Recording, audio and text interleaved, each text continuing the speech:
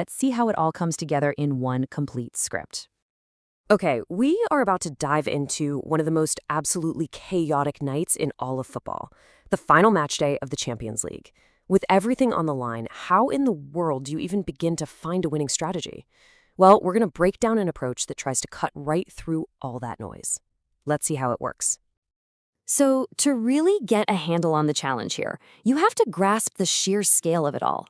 We're talking about 18 high-stakes matches all kicking off at the exact same time. It is a tidal wave of action, of data, and trying to analyze everything at once, it's pretty much impossible. So let's set the scene.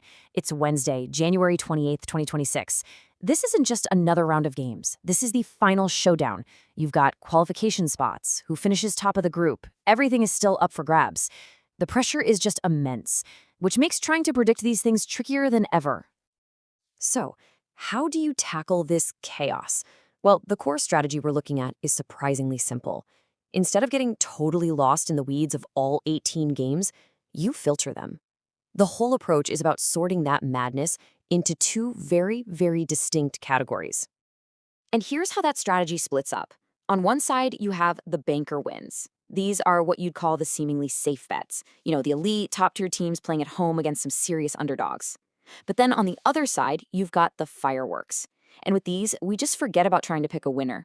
The focus is purely on matches between two super attack-minded teams where goals seem all but inevitable. All right, let's dig into that first category, the bankers. We're going to start with the most confident picks, the ones that are based on what look like, at least on paper, total mismatches. First up on the list, Arsenal versus Kairat. The context for this one is pretty stark. You've got a team that is at the absolute peak of its powers, facing a team that has just struggled all season long. I mean, listen to the language used to describe this matchup. It's so definitive. Unstoppable versus rock bottom. That paints a crystal clear picture of a one-sided affair, which, is the very definition of a banker bet. So this logic naturally leads to a really clear prediction, a commanding 3-0 victory for the home side. That also happens to cover the over 2.5 goals mark. It's just a clean, confident pick.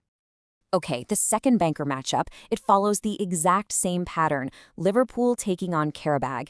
And again, what do we have? A European giant with a legendary home stadium up against a massive underdog. The source sums this one up perfectly. Anfield Fortress. Just that phrase alone immediately brings to mind an unbeatable home advantage. And that's the core logic behind this entire bet. And the prediction? Well, it reflects that confidence perfectly. Another projected 3-0 home win. You can really start to see the strategy's consistency at play here. The final banker pick is Manchester City versus Galatasaray. And once again, the theme is home dominance from one of the most powerful attacking teams in all of Europe. The source describes this as pure dominance. And when you look at the disparity between City's attacking firepower and Galatasaray's defense, yeah, it's pretty easy to see why. So it is absolutely no surprise that the prediction here completes the trifecta, a third straight 3-0 home win. The banker strategy is all about finding and trusting these clear-cut scenarios. Okay, time to pivot. We've seen the so-called safe bets. Now for the fun part, the fireworks. In these matches, we're not even trying to predict who's going to win. We're just betting on pure action, and more specifically, on goals. First up, we've got the games where at least 3 goals are expected. You've got Barcelona, who are a true goal-scoring machine at home, playing a team they should just dominate offensively. Then there's Benfica versus Real Madrid, a classic clash of attacking titans that just screams fireworks. And finally, PSV against Bayern Munich, a match between two teams known for aggressive, high-scoring games that could easily turn into a back-and-forth shootout. Now, the next set of picks, it lowers the goal line just a little bit to over 1.5, but the logic is exactly the same. Bet on action. We see this with Bilbao and Sporting, two sides that just love open attacking football that tends to lead to goals. It also applies to Dortmund and Inter, where that tactical clash of styles has a habit of producing really surprising, entertaining battles. And it's true for Napoli versus Chelsea and PSG against Newcastle, 4 clubs with sky-high motivation and an attacking mindset.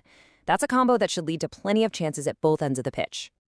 So we've broken down the two-pronged strategy. You've got the bankers and you've got the fireworks.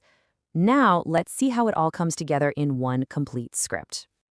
And here it is, all laid out. You can really see the two parts of the strategy right next to each other. At the top, those 3 confident 3-0 home wins, those are our bankers. And then right below that, the 7 matches where the focus shifts completely to goals. That's the fireworks.